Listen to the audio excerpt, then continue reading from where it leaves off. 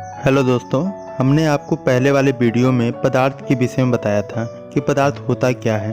पदार्थ वह है जो कि स्थान घेरता है, जिसमें द्रव्यमान होता है और अपने संरचना में परिवर्तन का वो विरोध करे, उसे हम पदार्थ कहते हैं। लेकिन अब हमने अपने चारों तरफ देखा तो हमें पदार्थ ही पदार्थ दिखाई देता है। लेकिन कुछ घटना ऐसी होती है जिसमें हम देखते हैं कि कोई बर्फ का टुकड़ा पिघल रहा है और वह पानी बन जा रहा है, और कहीं हम देख रहे हैं कि पानी हम उसे गर्म कर रहे हैं तो वह भाप बनकर उड़ जा रहा है।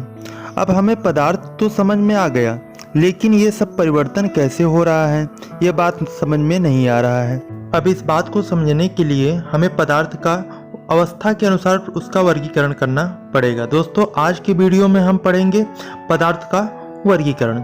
सबसे पहले हम पदार्थ को दो भागों में वर्गीकरण करेंगे, पहला भौतिक वर्गीकरण और दूसरा रासायनिक वर्गीकरण।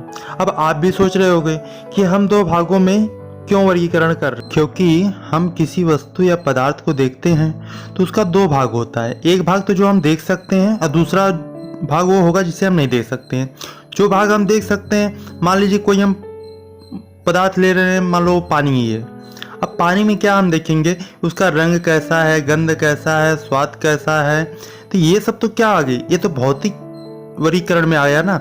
लेकिन अब वो किन चीजों से मिलके बना है, वो कितने अनुपात में मिलके बना है, उनका संगठन कैसा है, इन सब का अध्ययन हम रासायनिक वर्गीकरण के अंतर्गत करते हैं। अब दोस्तों, बात यहीं से खत्म नहीं होती है। अब भौतिक वर्गीकरण हम देखते हैं, हमारे आस पड़ोस में बहुत ऐसे पदार्थ या वस्तुएं होती हैं जिनका आकार जो भिन्न भिन्न होता है। जैसे हमने कोई बर्फ का टुकड़ा लिया, अब वो बर्फ तो है तो उस टाइम तो वो ऐसा लग रहा है कि उसके अणु पास पास हैं जिसको हम हाथ से उठा सकते हैं, किसी भी पात्र की हमें ज़रूरत नहीं है कि उसको उठाने के लिए। लेकिन अगर वहीं पर पानी है तो उसे उठाने के लिए मुझे किसी पात्र की आवश्यकता होगी, या कोई गैस है तो उस गैस, या कोई हवा है तो उसे हमें भरने के लिए कोई सिलेंडर की आवश्यकता होगी। तो हम इसे भी क्या करेंगे, दो भागों में वर्गीकरण करेंगे। किसका, भौतिक वर्गीकरण का दो भागों में फिर वर्गीकरण करेंगे। इसमें क्या होगा, एक तो हमारा हो जाएगा ठोस और दूसरा हो जाएगा तरल। एक हो गया हमारा ठोस, दूसरा हो गया तरल। तरल वो होता है जिनका बहाव हो, ऐसे वो पदार्थ जो बहाव करें उनको क्या करेंगे हम, तरल पदार्थ। तरल पदार्थ दो भाग होंगे, एक तो हो जाएगा आपका द्रव और दूसरा हो जाएगा गैस। मतलब कि भौतिक वर्गीकरण का को हम तीन भाग में बांट सकते हैं। एक तो हो गया ठोस, दूसरा द्रव और तीसरा गैस। जहाँ तक अगर ठोस की बात किया जाए तो ठोस क्या होता है, ये पदार्थ की एक ऐसी अवस्था होती है जिसका आकार और आयतन जो दोनों है वह निश्चित होता है। मतलब अगर कोई ठोस होगा तो वो एक निश्चित आकार भी रखेगा और एक निश्चित आयतन भी रखेगा। आकार मतलब सीधा टेढ़ा, और आकार तो हो गया आपका सीधा टेढ़ा, लेकिन आयतन क्या, वो कितनी जगह घेरता है, तो वो इसका जो होगा निश्चित होगा। और जैसे आपके आस पड़ोस में लोहा है, छड़ है, लकड़ी है, कुर्सी है, और भी चीज़ें जो आप यूज करते हो और जिनका आकार और आयतन दोनों क्या हो, निश्चित हो, तो ये क्या हो जाएंगे, इनको हम रखेंगे ठोस अवस्था में। ठोस अवस्था इसलिए होता है क्योंकि इनके जो अणु होते हैं वो पास पास होते हैं। अब हम बात करेंगे द्रव अवस्था।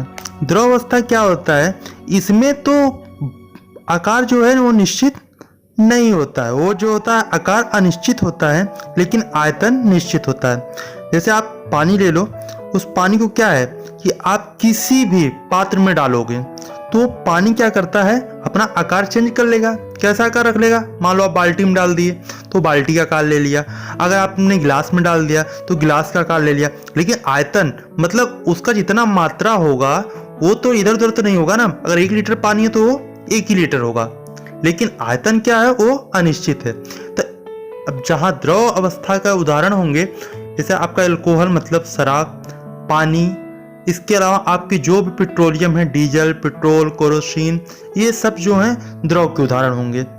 अब हम आते हैं गैस।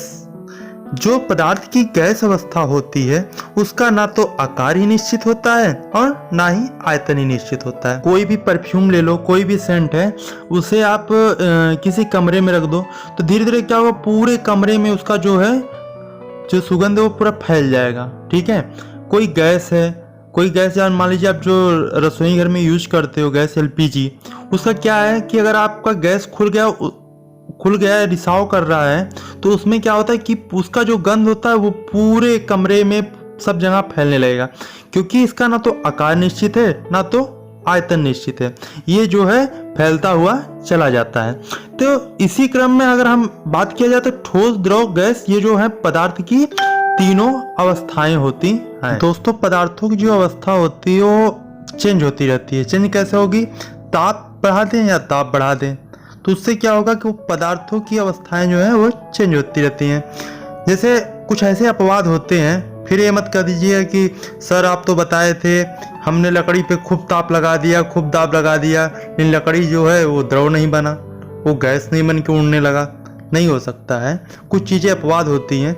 लेकिन वहीं अगर हम देखा जाए तो जल ले लिया जाए, उस जल को अगर हम गर्म करेंगे तो क्या होगा, वो भाप बनेगा, मतलब वो गैस अवस्था में आ गया। और उसी अगर हम जल को ठंडा करें, मतलब दाब लगाएं, तो क्या होगा, उसके अणु पास पास आ जाएंगे। पास पास आने से क्या होगा, उसमें वो जो है जल से ठोस अवस्था में चेंज हो जाएगा। बस इसी क्रम में मान लो वाष्प है, उसको हम क्या करेंगे, उस पर दबाव लगाएंगे। दबाव लगाएंगे तो उसके अणु क्या होंगे, पास पास आएंगे। तो क्या होगा कि वो वाष्प से क्या बन जाएगा, जल बनेगा, मतलब वो गैस से द्रव बन गया।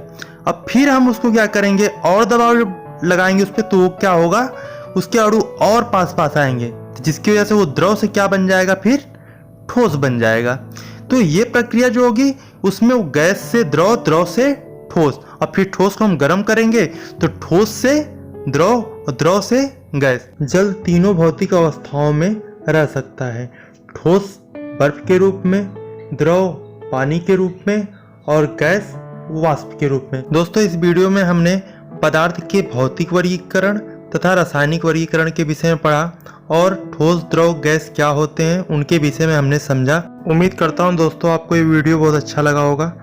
आगे मिलेंगे नेक्स्ट वीडियो के साथ, तब तक के लिए जय हिंद।